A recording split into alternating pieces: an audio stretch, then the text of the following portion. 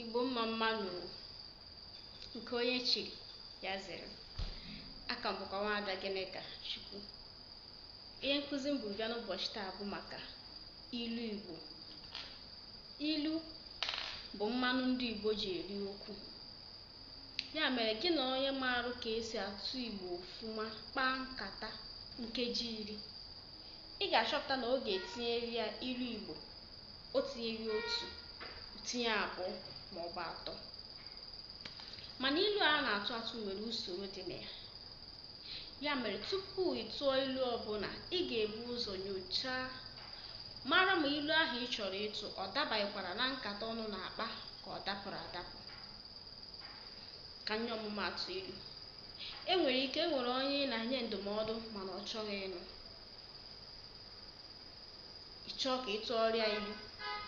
Enwere ụfọdụ ilu nwere ike ịtụ, mana dịka m kwuru na mbụ, ị ga-ebu ụzọ nyochaa nkata ọnụ na-akpa mara ma ilu ị chọrọ ịtụ ọ dabaghịkwara n'ime ya. Enwere ike ịgwa ya, agwaba ntị na ntị anụghị, egbubiri isi ya na ntị esoro. Ma ọ bụkwa esi ya, ijiji ntị ike na-eso ozu ala n'ili. Ma ọ bụkwa ụkpana okpoko bụ ntị chiri ya. Ma ọ bụkwa atụọrọ ọmara ọmara, atụọrọ ofeke ofenye isi n'ọhịa. Enwere ike ị na-adụzi ya ọdụ ahụ, ọ na-emezi onwe ka ọ na-akpa ụdịrị agwa dị aṅaa.